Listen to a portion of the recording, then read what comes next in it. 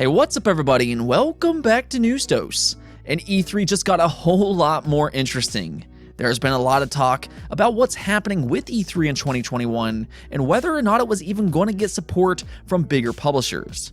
Well, several big-time publishers will attend E3 this year after all. Several details went online today, and excitement should start to ramp up from this day forward.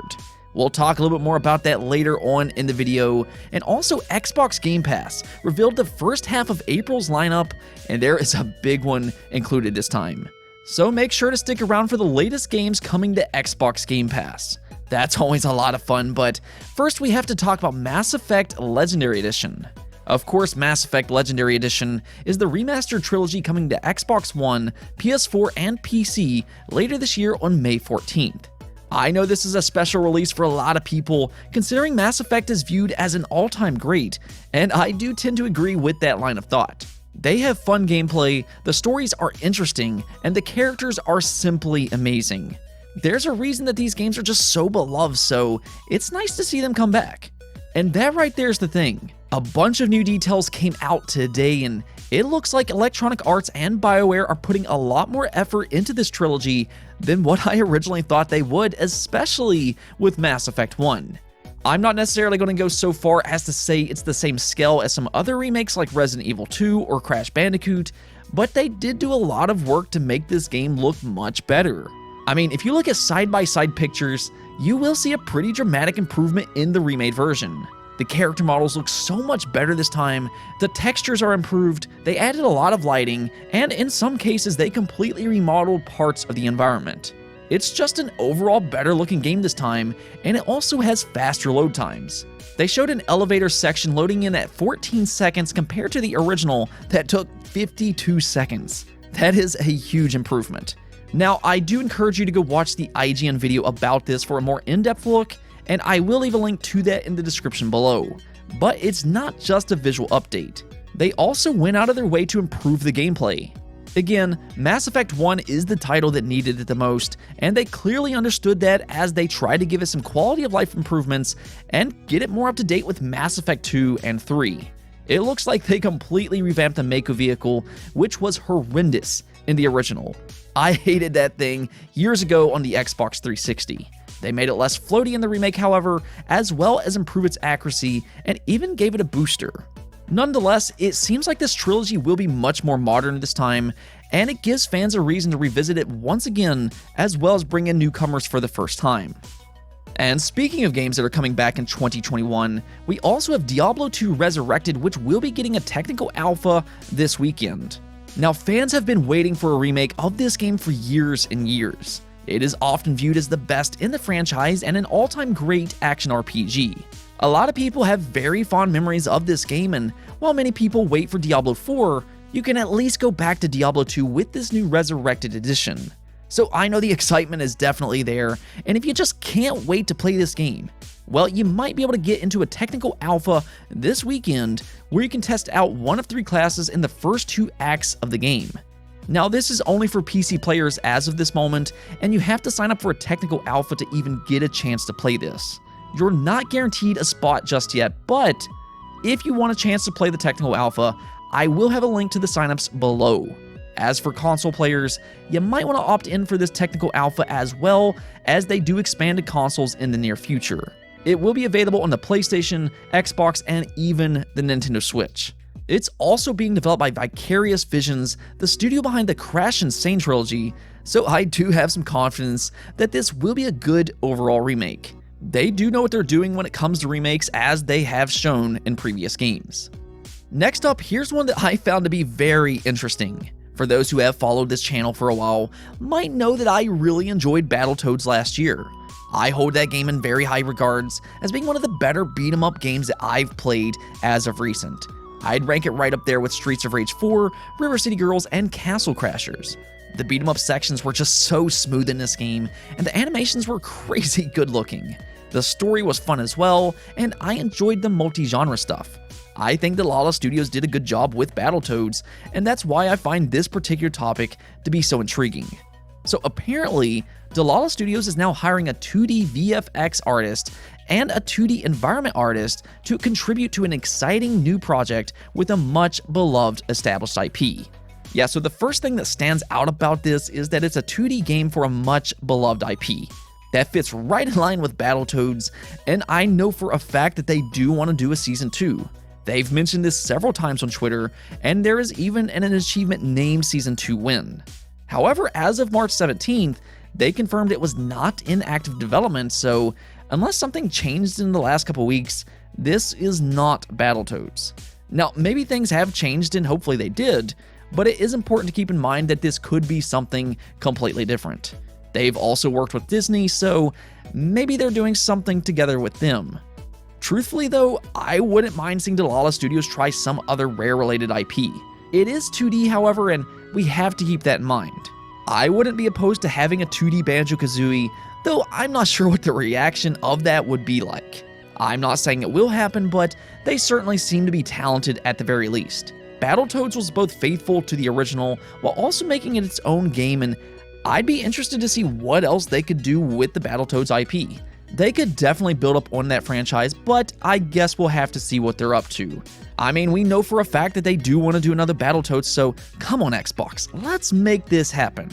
If you would like though, post in the comments below on what you would like to see Dlala Studios work on next. Do you hope it's another Battletoads game, or would you like to see them do something else? And while we're on the topic of Xbox, it's that time of the month again where we get the Xbox Game Pass lineup for the first half of the month. And April is looking really good so far. As always, you have to keep in mind, this is only the first half of the month, but let's check out what they have in store. You have Disneyland Adventures, Rush, a Disney Pixar adventure, NHL 21, MLB The Show 21, Rain on Your Parade, Pathway, Zombie Army 4 Dead War, and the big one, Grand Theft Auto 5. That is a huge inclusion, as GTA 5 is one of the most popular games ever made, and even though it released back in 2013, it still has a massive community even today. It's like Minecraft, it just doesn't stop, so having it in Xbox Game Pass is just another community for that game to thrive in. Now, GTA 5 was actually in Xbox Game Pass there for a while, but left last year in May. So this is the second time Xbox Game Pass gets GTA 5, which shows you that Rockstar must have had some success there. Otherwise, they wouldn't have brought it back. In fact, they have been a big supporter of Xbox Game Pass in the past. Not only has GTA 5 been in Xbox Game Pass already, but it also got Red Dead Redemption 2 at one point in time, which still amazes me to this day. So you can just kind of mark Rockstar as yet another big publisher for Xbox Game Pass alongside companies like Sega and Square Enix. The other games that stands out to me though are NHL 21 and MLB The Show 21. We talked about MLB last week, as that is a PlayStation developed game coming to Xbox Game Pass day one on April 20th. That is still mind-blowing even today. NHL 21 though is yet another sports game, and if you really start to look at it, Xbox Game Pass has become the place to be for sports games. It's got a ton of sports games thanks to EA Play being a part of the Xbox Game Pass subscription. That EA Xbox partnership has really shown the power of the two combined. I'm not sure how many subscribers EA Play had prior to the Xbox Game Pass partnership, but I imagine they have seen a massive increase in traffic for their games, and that is a good thing for sports games as it keeps their online communities healthy over time. As an added bonus, Army War 4 is getting a free next generation update for both the PS5 and the Xbox Series that includes 60 frames per second and 4K resolution. Interestingly enough, that game is included in both Xbox Game Pass and PlayStation Plus for the month of April. With that update, you might want to check it out, but that's not all. They also added more touch controls for several Xbox Game Pass games on mobile devices. They've really been trying to expand their reach by bringing Xbox Game Pass to mobile devices using xCloud, and one way of making them more accessible is by adding in touch controls. While this isn't ideal per se, it does allow for more people to play these amazing games, and they now have more than 50 games that supports touch controls. To just name a few, you have Viva Pinatas, Dragon Quest XI, Sea of Thieves, Gears 5, and Pillars of Eternity 2. Those are some pretty good games. Now, I'm likely not going to use this feature myself, but it's still nice to see. Either way, this is a good start to April. It does seem like they saved their big announcements for the end of the month though, so I'm excited to see what they have for the second half of April, and as always, I will update you as soon as we find out. Let's move on to that big E3 news though. There has been a lot of speculation as to what will happen with E3 moving forward. They sadly had to skip out last year with everything that's happening in the world, and even before that, we have seen some big publishers skip out, including PlayStation. The cost of these events have been a big talking point compared to digital events, and there's just a lot of questions right now about an event like this. So there has been some doubt around this type of conference, but today we did get a confirmation that several big publishers will attend E3. This includes Nintendo, Xbox, Capcom, Konami, Ubisoft, Take-Two, Warner Bros., and Koch Media. Yeah, there are some big names here, and this could grow in the coming months. Now, with that said, there are some notable absentees. PlayStation, as expected, will once again skip out on E3. They have been doing that in recent years, so that's not really a big surprise. You're also missing Sega, Square Enix, Activision, and Electronic Arts. So we don't have every big publisher here, but this is still great news for fans of E3. You still got some very big names here, and that means we will get some significant game reveals. However, this will not be your typical E3.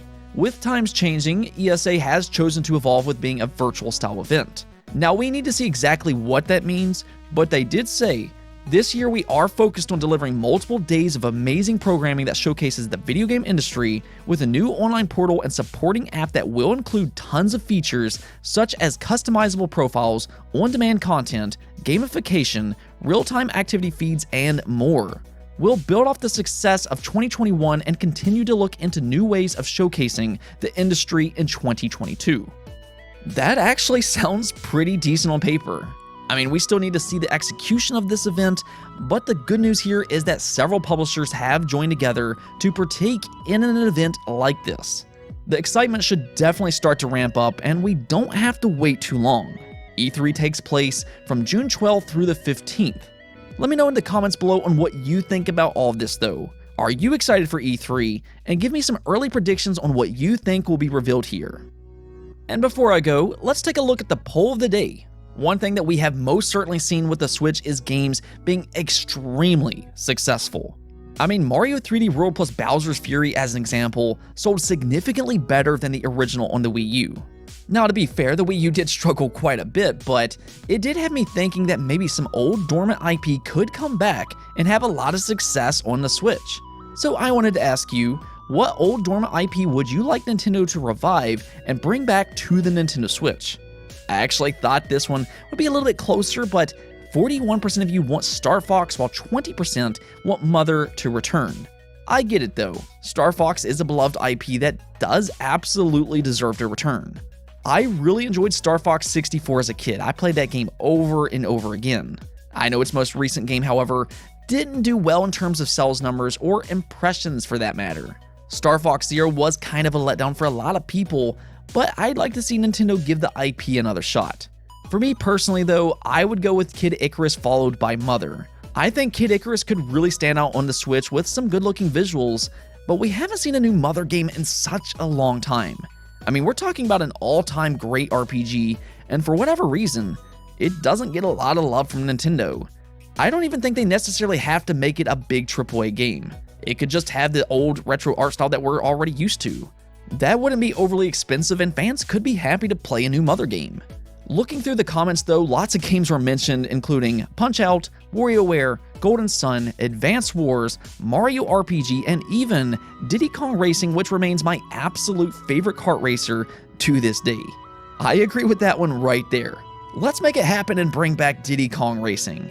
Regardless, they do have a ton of IP to work with, and I would like to see them bring some of these games back. Anyways though, that's it for this episode, but if you liked the video, don't forget the bell notification and subscribe button for more content just like this. Also, if you'd like to support the channel through Patreon, thank you for making this content possible. Peace out.